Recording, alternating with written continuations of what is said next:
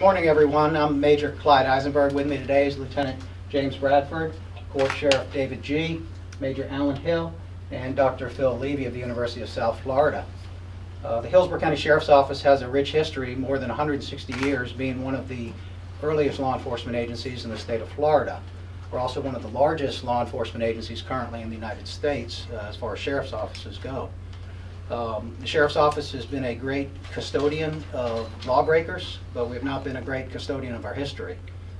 Sheriff G, being a amateur history buff, wanted to make sure that our history, before it disappeared, was captured and presented and preserved so all people of Hillsborough County could enjoy it. Approximately a year ago, he asked myself and my comrades here to explore creating a museum that would capture our history. We partnered with Dr. Levy of the History Department at the University of South Florida.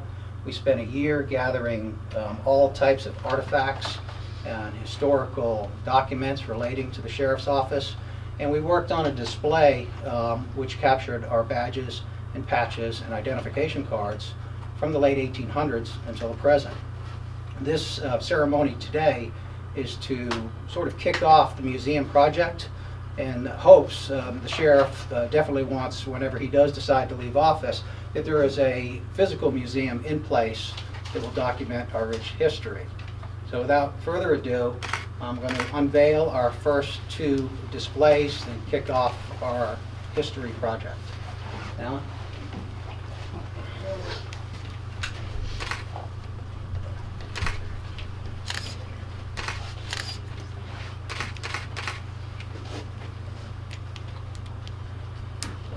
There's two displays. The first display goes from the late 1800s until the 1960s, and the second display goes from the 1960s to the present day at the Sheriff's Office.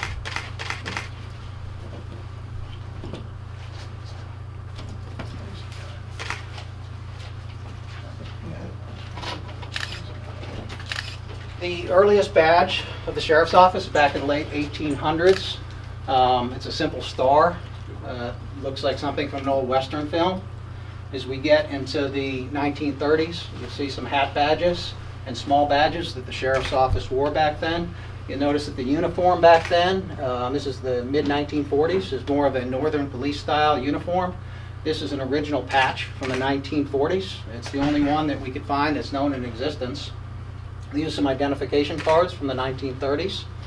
As we go into the 1950s, the uniform changed slightly. There's a star on the patches. Here's an original patch from the 1950s. The badges changed a little bit, more of a traffic style badge. The entire patrol department in the 1950s is here. It's roughly 20 guys patrolling all of Hillsborough County. In 1952, the entire agency is captured in that photograph there in front of the courthouse, which still stands downtown today. As we get into the 1950s, most of the Sheriff's Office in the state of Florida adopted a 5-star badge, which still exists today, and most deputy sheriffs wear them in the 67 counties in the state of Florida. We adopted a new style patch, which was also consistent with standards which were established by the Florida Sheriff's Association. The uniform changed to white and green, which we still wear today. And at the end, we have an arrangement from the sheriff on down of the different ranks, which are engraved into the badges. And this is the average day shift patrol group from one of the 4 districts at the sheriff's office. And we'd be happy to answer any questions that you have. The patrol division started with, in the 50s, had about 20 people. What's the equivalent number now? The sworn law enforcement side is right around 1,500 today. That's pretty much equivalent. Well, there was the law enforcement was roughly 20, and there was about the same number of investigators. So total law enforcement agency was roughly 40 to 50 individuals back in those days. They were kept separate. Anything criminal was investigated by individuals in plain clothes, detectives.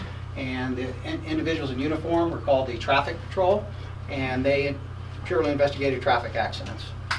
Major, before you collected all these artifacts, where were they? Were they in storage, scattered around? You know, the sheriff possessed several of the badges that people had given him. People mailed us stuff. We found some stuff on eBay. Retirees brought stuff to us. This is a badge when Sheriff Beard was a constable, and he gave that to us. So it came from families, it came from sending out words to individuals, and we have amassed quite a room of artifacts.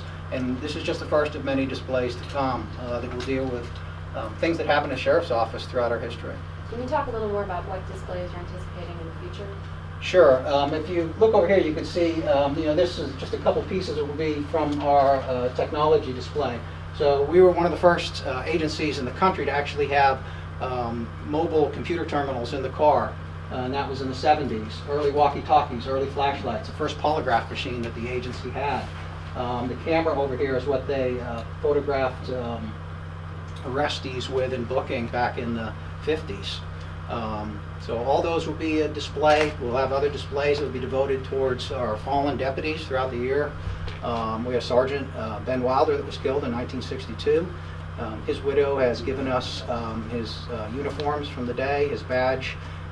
We have the weapons from that unfortunate incident, and that will be a display in itself.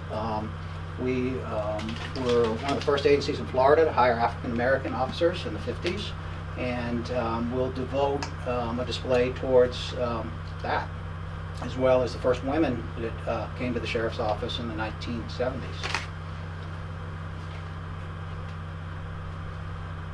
Talk to me about, please, if you can, growing this into a physical, something that's more accessible to the public and out of it. Thanks for bringing that up. Just recently, actually within the last month, we have come in custody of a casita that will be placed near the main office in Ybor City. That casita is going to be a permanent fixture next to the Sheriff's Office Annex in Ybor City, which will house the museum. We anticipate that.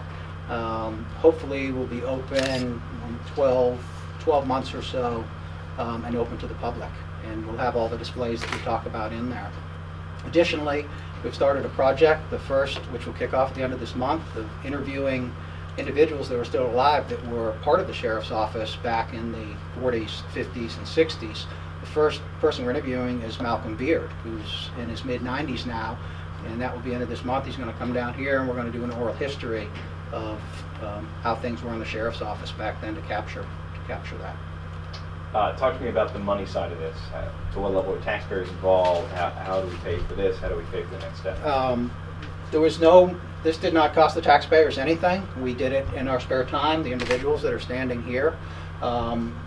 Graciously, the University of South Florida has found funding from their institution to assist, to have students help us. All of this was done through donations and through spare time that we had. Do you have any other law enforcement agencies that are engaging in any kind of similar programming in terms of Tampa Police has a nice museum. The Tampa Fire Department has a nice museum. I visited the museum in Los Angeles Police Department. So most large agencies have that. And again, the sheriff had vision to see that we're a large agency. We have a rich history, but we were just never very good at being custodians of our history, and that's where we're going. So it is something that most large agencies have. Now, you said there's donate, spare time and grants, which is awesome. Going forward, when you have a full-fledged building, you're going to have full-fledged staffing. You're going to have to run the air conditioning, all that stuff. How does that? What other agencies do typically is the people that retired from the office that wish to come back and do volunteer work. We have them in the form of reserve deputies here. We have a good core of volunteers that assist us in a variety of ways. And I anticipate, Gary Turner is here. He's a retired deputy that worked here from the 50s until the 90s. And someone like that could come in and staff the museum on a volunteer basis. And so that's what we'll be gearing towards. It will be a nonprofit, and hopefully we keep the power and things like that generated through sales of T-shirts and other items as other museums do.